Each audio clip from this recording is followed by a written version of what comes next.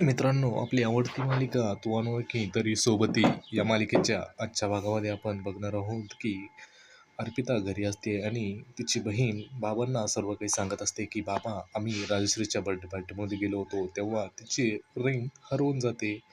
आणि मग ती राजश्री माझ्यावर संशय घेत असते की तूच माझी रिंग घेतली आणि ती मला बोलत असते. पण दीदीने कमालच केली.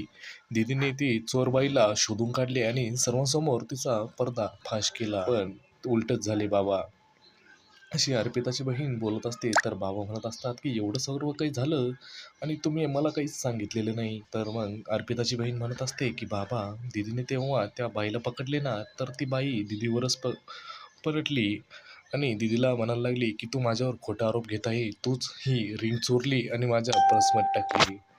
आणि मग अर्पिताच्या डोक्यामध्ये वेगळीच टेन्शन असते. तिला विराज सरने दिलेले मॅरेजचे प्रपोजल आठवत असते आणि अर्पिता तोच विचार करत असते. तेवढ्यात नचिकेत रूमच्या बाहेर येत असतो.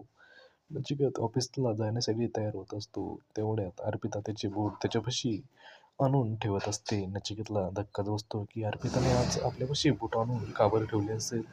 तो तिच्याकडे इशारा करतो, पण अर्पिता त्याच्या कामात व्यस्त होते. आणि मग इकडे अर्पिताची बहीण सांगत असते की बाबा, तो मुलगा ना खूपच छान होता. त्याने त्याच्या आईची बाजू न घेता अर्पिता ताईची बाजू घेतली. तर मग बाबा विचारत असतात की कोण आहे असा तो गुणी मुलगा. तर अर्पिताची बहीण म्हणत असते की आपण तोच मुलगा आहे.